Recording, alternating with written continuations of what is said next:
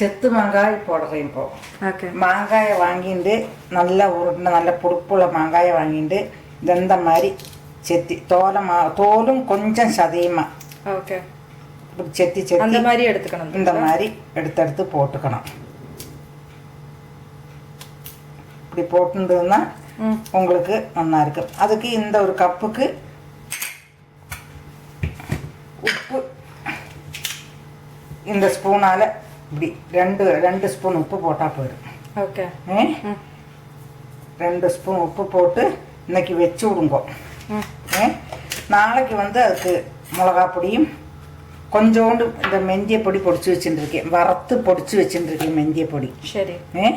அதை வந்துட்டு நாளைக்கு போட்டுக்கலாம். கொஞ்சம் இது ஊறின பின்ன உப்பு பிடிச்ச பின்ன மிளகா பொடி இதே மாதிரி 2 ஸ்பூன் மிளகா பொடியும் போட்டு கொஞ்சோண்டு மெந்திய பொடி போட்டு இறக்கி வச்சா போதும். அது எப்படின்னு காட்டுறோம். இது இப்போ வெளியிலேயே வச்சா போதும். வெளியிலேயே வச்சா போதும். சரி, பார்க்கலாம் நாளைக்கு எப்படி ஆகும். இப்போ செத்து மாங்காய் சொன்னீங்கம்மா, தோல் மாத்திரம் அதிகம் எடுக்காதக்கு, அதில் சதையை எடுக்காதக்கு தோல் மாத்திரம் கொஞ்சம் எடுத்து இப்படி போட்டிருக்கோம். அதில் உப்பு போட்டு வச்சுருக்கேன் நேற்றுக்கு.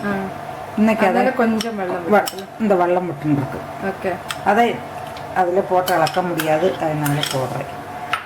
கொஞ்சோண்டு ஒரு 2 டீஸ்பூன் மிளகா பொடி போட்டால் போதும். ஓகே. அப்போ இந்த கப்புக்கு ஒரு ഏകദേശം ഒരു ഫുൾ കപ്പ് ആക്കുന്ന ഒരു 2 ടീസ്പൂൺ. ஆமாம், எரு வேணும்னுள்ளவோ கொஞ்சம் போட்டுக்கலாம். நம்ம இஷ்டம் தானே. துளியண்டு இந்த வறுத்து பொடிச்சு வச்ச மெந்தியப்பொடி.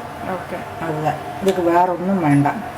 அதை அப்படியே வச்சு அது பொடிச்சே வச்சுருப்போம் நீங்கள்? ஆமாம், நான் பொடிச்சே வச்சுருந்தேன். வறுத்து பொடிச்சு வித்தியா வச்சுருப்போம். அதனால அந்த பொடியை தான் யூஸ் பண்ணுறோம். அது சாம்பாருக்கெல்லாம் பொரிச்சு கொட்டத்தை. ஆமாம், எதுக்காவது வேணா மெந்திப்பொடி போடணும், எல்லாம் ரெடிமேடாக பொடிச்சு வச்சுருப்போம்.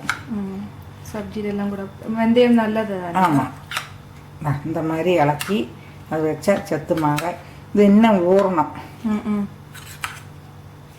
இங்கே வெள்ளம் ஒன்றும் விட்டுட்டலே, அதனால அது அப்படியே மண்ணாக இருக்கும். ஓகே. இது ஊறினா ரொம்ப சூப்பராக இருக்கும் தொட்டுக்கிறதுக்கு. அந்த தோலும் கொஞ்சம் சாஃப்டாக ஊற ஊற அந்த தோல் சாஃப்டாகிடும். நீங்கள் ஃப்ரிட்ஜில் வச்சுருந்தா நிறைய நாளைக்கு நிற்கும். ஆச்சு, இவ்வளோதான். இவ்வளவுதான். ஓகே.